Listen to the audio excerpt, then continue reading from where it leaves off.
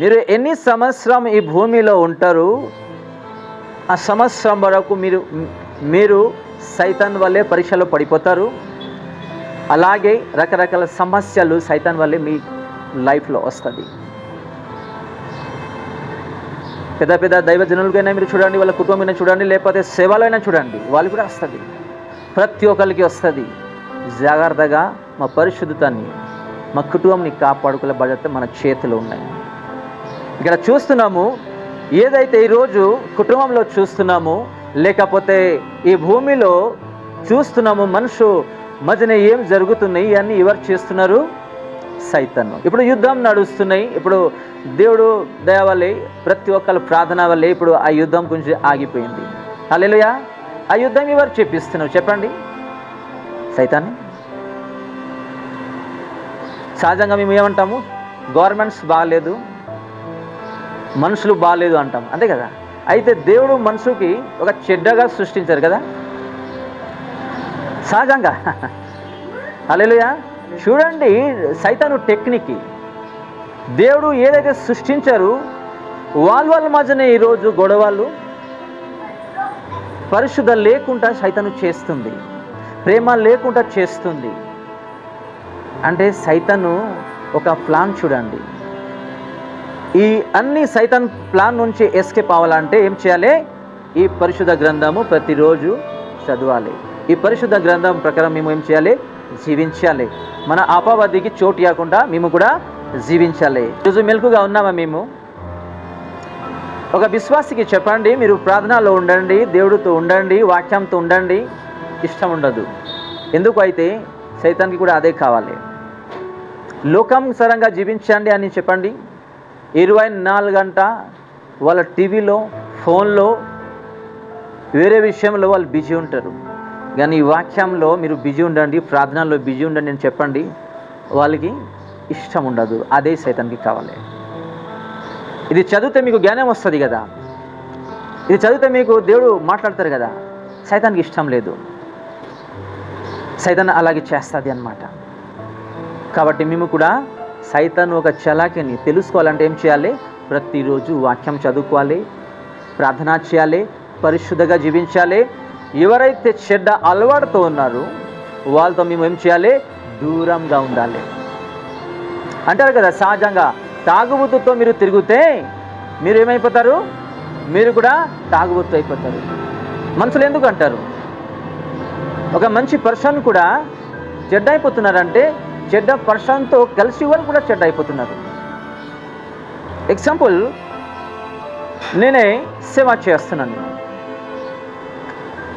నాకు ఒక person invite చేస్తున్నారు, వాళ్ళ దగ్గరికి నేను వెళ్ళాను. వాళ్ళతో సహా చాలామంది అక్కడ ఉన్నారు. డిఫరెంట్ క్యారెక్టర్ ఆఫ్ పీపుల్ ఉన్నారు.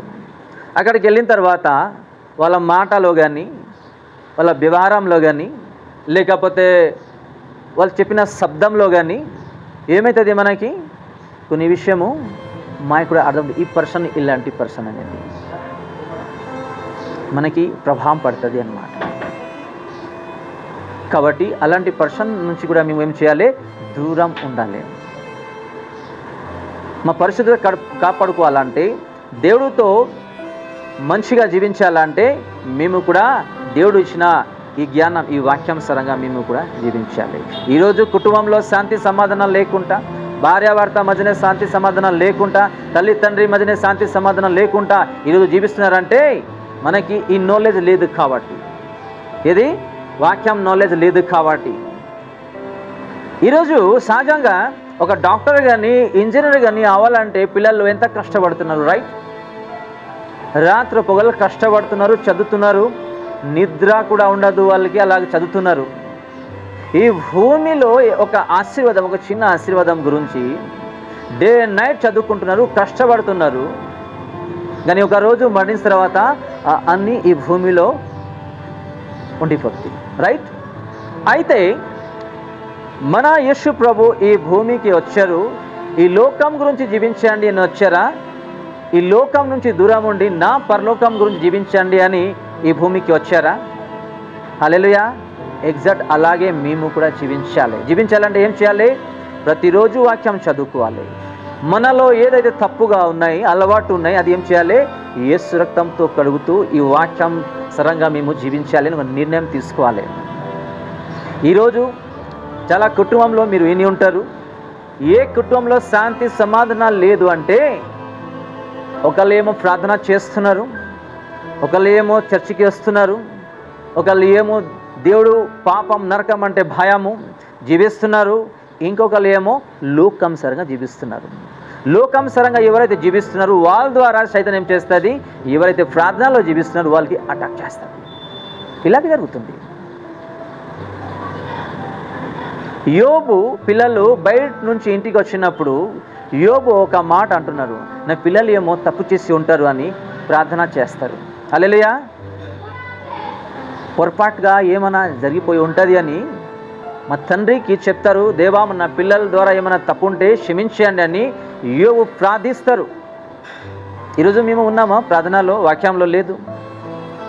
అది తండ్రి అయినా సరే, తల్లి అయినా సరే, లేకపోతే భార్య అయినా సరే, భర్త అయినా సరే, ఎవరైనా సరే, మా కుటుంబంలో ఇలా జరుగుతున్నాయి దేవా, ఇది కాకుండా నీ వాక్యానుసారంగా మేము ప్రతి ఒక్కరు జీవించాలి పరిశుద్ధంగా అని ఒక ఆలోచన ఉన్నాయా లేదా?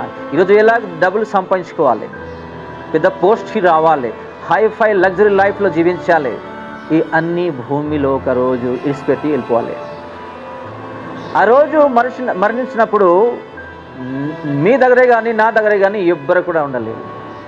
ఈరోజు బ్రతికి ఉన్నాము, శరీరంలో ఉన్నాము కాబట్టి తల్లి తండ్రి ఉన్నారు, భార్యాభర్త ఉన్నారు. చనిపోయిన తర్వాత మీరు నేనే ఒంటరిగా మిగిలిపోతాము. ఎప్పుడైతే మా శరీరం నుంచి ఆత్మ బయటికి వస్తుంది అప్పుడు ఎవరికి చూస్తారు మీరు? ఫస్ట్